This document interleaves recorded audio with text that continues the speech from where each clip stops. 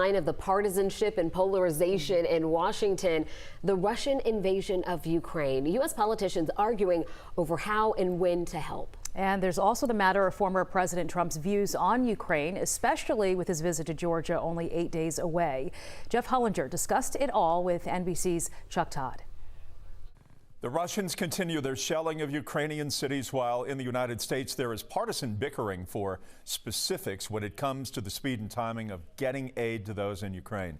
Joining me is Chuck Todd, the moderator of NBC's Meet the Press. And there are politics to everything, and this includes how and when to help the people and the military of Ukraine. There are Republicans who accuse President Biden of slow-walking support for Ukraine, even though President Trump was impeached for withholding from the same country. So why do you think Republicans think this is different? And I suppose the most important question, is it different? I think they're just when you look at sort of how almost indiscriminate the attack, I think this is a case where these are senators wearing red jerseys who feel like they have to they can't support Biden even if they agree with the policy, so they have to come up with a way.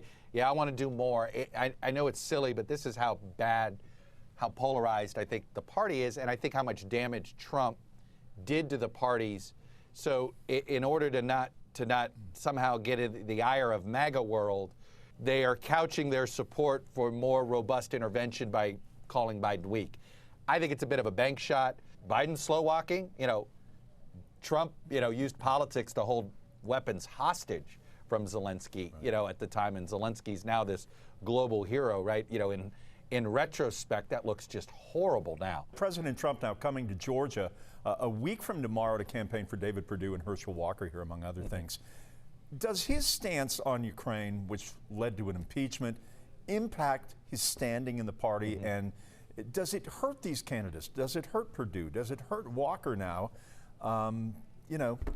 given the circumstances of what we're looking at right now? In some ways, Trump is a bit Teflon with the Republican base, but associating with Trump's views on foreign policy is not good politics here. I do think we've never seen Donald Trump this weak inside the Republican Party, but every time we thought, oh, this is it, the grip is gone, the grip is loosened, something has happened that has gotten him back.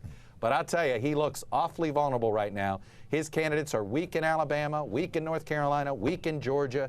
And boy, if all of that comes to fruition and his candidates don't win any of these primaries or don't win these generals, it could be the moment many of these reluctant Republicans have been looking for to get out from under his shadow. Meet the Press airs Sunday morning at 10 on 11 Alive. Thanks, Chuck.